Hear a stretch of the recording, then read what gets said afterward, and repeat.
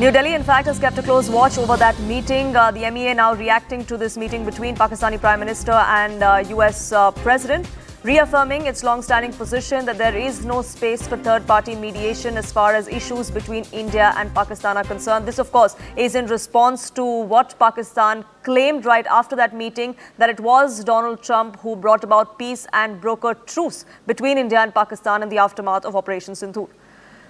Siddhant continues to be with us, getting us more details. Siddhant, even as we saw Pakistan try to spin the narrative over India-Pakistan issues after that meeting, India has put Pakistan in its place once again.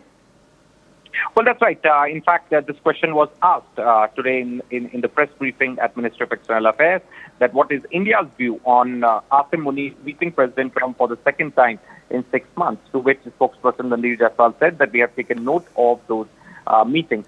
So India is definitely not very comfortable with meetings happening in White House, and in fact, time and again, India has not only reminded United States but the international community that how Pakistani government, Pakistani military is handling groups with the terror groups, and in fact, those terror groups attack Indians, attack on Indian soil. In fact, the same United States designated terror group TRF as the terror entity in the month of July.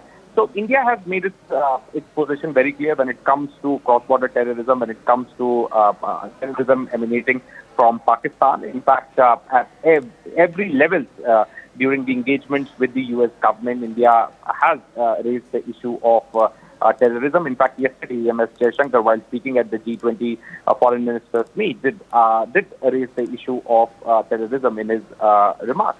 So, but despite that, since these engagements are happening, so India is definitely taking note of these meetings, but also there is a larger context to why these meetings are happening.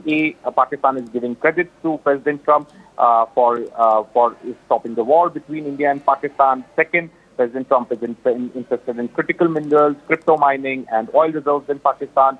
Third, President Trump now wants Pakistani army to fight United States battle in the Middle East when it comes to putting front against the Houthi rebels, when it comes to replacing Israeli forces in Gaza.